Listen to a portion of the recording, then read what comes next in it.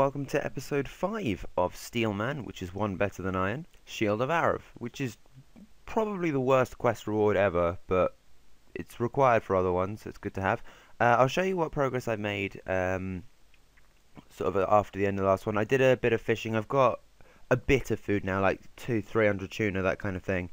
And I think I did a couple floors. I got to 20 range. Not massive gains, but I think I gained like another 30 levels or something. Today I'm going to start off with some divination, because I got a divination challenge, so I might as well.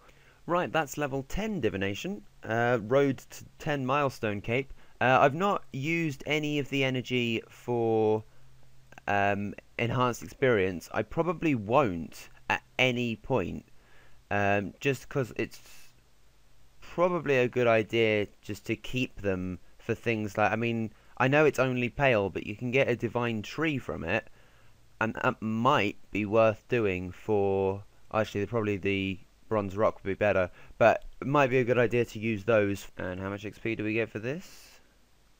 342, that's not terrible considering.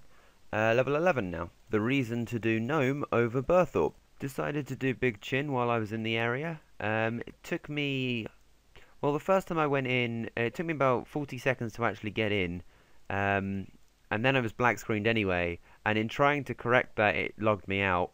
That happened like 3 more times. It took me 7 minutes to get in, so this won't be the best first Big Chin you'll ever see. Right, well, after the pretty bad start, we got to level 15 from that, which I'm not going to complain about. I believe the XP is standard, it's always the same at any levels, so it is. I'm just going to buy all of that.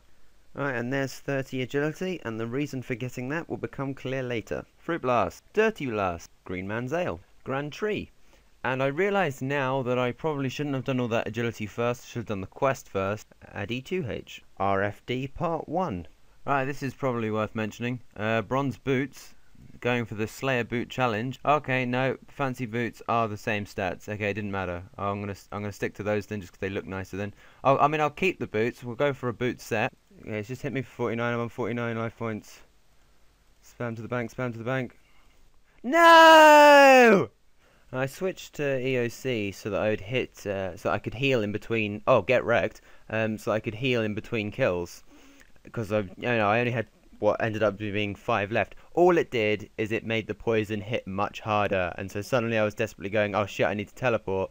Tried to teleport, got hit for poison during the teleport, got hit for poison as soon as I finished teleporting, and that's what killed me. So yeah, bit unfortunate there. If I was on a legit hardcore, I probably wouldn't have risked that last cave crawler.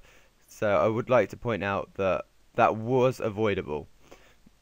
But yeah, I've lost my hardcore status now. Not that I actually had it, and I lost my fancy boots too. But my next task is Anku's, which seems a bit high level for me, but I can just go and get my fancy boots back, so you know. But we're not going to do that just yet. We're going to come here and we're going to buy ourselves an adamant pickaxe because of how the tool belt system works. I've now got a mithril pickaxe and an adamant pickaxe, and the rune one I won't be bothered with until I do Between a Rock quest, which gives a rune pickaxe as the reward, and that's 30 mining, and that's 50 woodcutting. And while I'm in Draenor, I'm going to do Vampire Slayer. Hello, person I've not actually spoken to before. Fishing contest done. Right, I killed a goblin on my way here. Managed to get 23 defense and 800 total at the same point. If I knew I was that close, I wouldn't have attacked the goblin. Dwarf Cannon. And that's Monkey Madness done. The guide said it would take between 1.5 and 3 hours plus. Now, I'm quite a low level, so I wasn't expecting to get sort of anywhere under 2 hours. Sort of expecting to hit the 3 hours, considering I don't even have things like Protect from Melee. It's taken me 88 minutes. I'm very happy that it's taken under the amount for it. It's nowhere near as difficult as I remember it to be, but it's still incredibly annoying. Alright, and there's all those levels. We got 50 combat, 12 strength, 13 defense, 9 HP, and 3 attack levels from that. I mean, for an hour and a half for 3 diamonds, That's pretty bad. Anyway, I'm just making myself the split bark orb that I should have made before, and I've now got dual wield level 40. And of course we reclaimed our fancy boots before doing this. Yeah, we've still not sorted out our RS3 NIS setup here. Thought I'd just show the first one and just see how hard they actually are. This looks quite doable. Won't be a particularly quick task, but it looks like we'll be fine. And it's certainly going to be one of those ones that I wish I had Bone Crusher for. And this bit of it's annoying. The ghosts I can left click attack, and every Anku I have to right click to attack. That's just a pain. Right, well I got the whole task in one trip, which I was quite happy and surprised about. Only just mind, I didn't need to use the bass that I picked up. The loot actually looks pretty good here. These are like 1.1k each when I can high alch them. I also got a myth sword, which is like 1.5. So this is actually pretty good loot. And with that Slayer task, I got to 55 combat, which means I should be able to get one of these. I've got 4 giant moles. So let's do that for a huge Slayer boost. Right, well I have no idea how hard this is going to be. If I do fail, then I'll just team up with other people, because I can just get some XP for it.